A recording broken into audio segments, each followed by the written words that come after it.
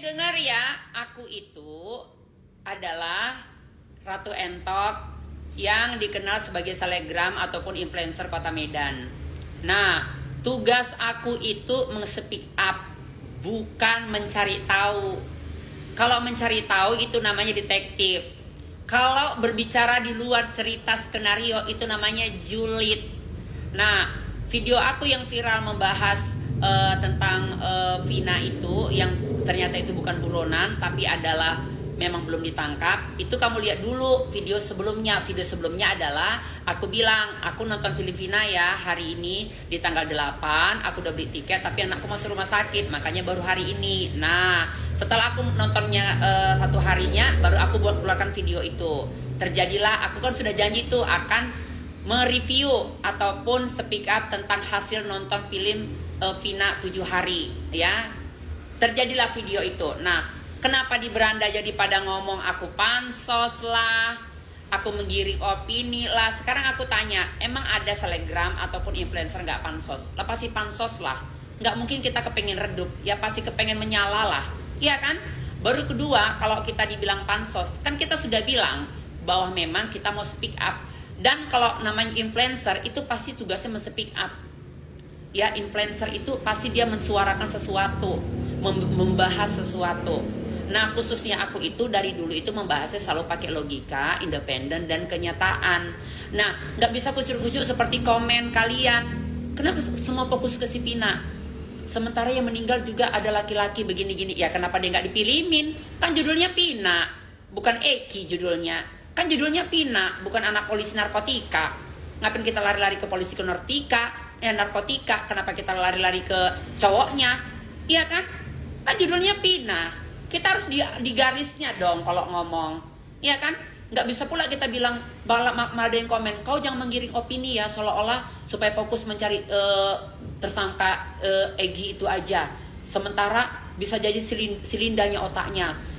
Dan yang anak polisi itu bukan yang buronan, tapi gitu. Nggak tahu karena itu nggak ada di filmnya.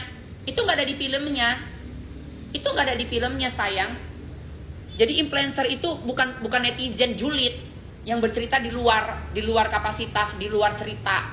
Entah kalau di film itu memang ditunjukkan tuh cowok yang pergi sama dia ternyata anak polisi, ya kan?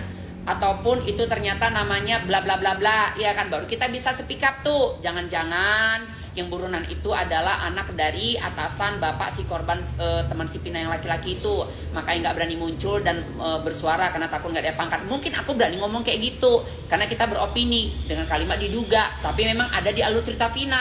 Nah, di alur cerita Vina kan nggak ada dimunculin. Masa kita tiba-tiba aku jadi Mama Loren? Haram lah. Masa aku bercerita kucur-kucur nggak ada dari cerita film? Kita ini influencer sayang, selebgram ya. Jadi kita berbicara bukan seperti netizen yang julid. Paham saya? Baru jangan kau bilang, kau tahu nggak cerita sesungguhnya?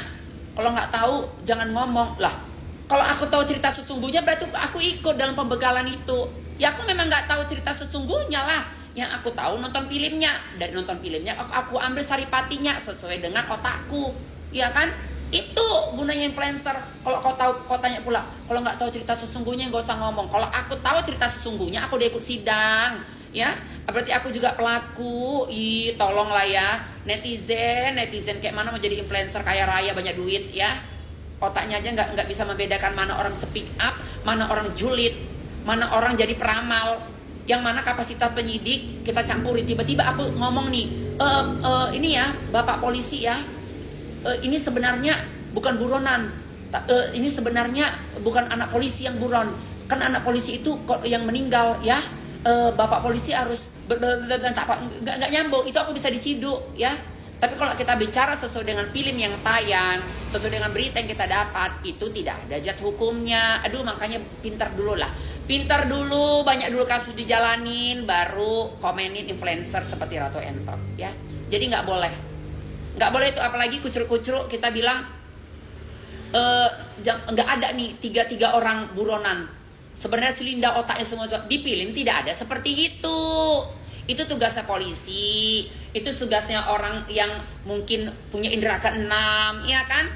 Kalau aku nggak ada bahas tentang si Linda, aku cuma simpel aja sesuai dengan kejadian logika. 8 orang dapat, itu bisa dipres, menunjukkan di mana keluarga dari 3 orang yang buronan. Ya kan, pasti dapat tuh anaknya, nggak mungkin nggak dapat. Makanya nggak ditangkap, aku bilang, tapi memang nggak ditangkap. Itu aja simpel. Dan di film itu digiring opini seasli-aslinya. Nenek si Pina bilang karena keluarga polisi, karena keluarga polisi. Bahkan si Linda pun bilang anak polisi. Jadi kita mau tiba-tiba bilang kan dia nggak anak polisi, itu datang dari mana? Loh, influencer speak up ataupun konten kreator speak up tidak boleh jatuh jadi julid, ya. Beda sayang, beda boldoso. Assalamualaikum.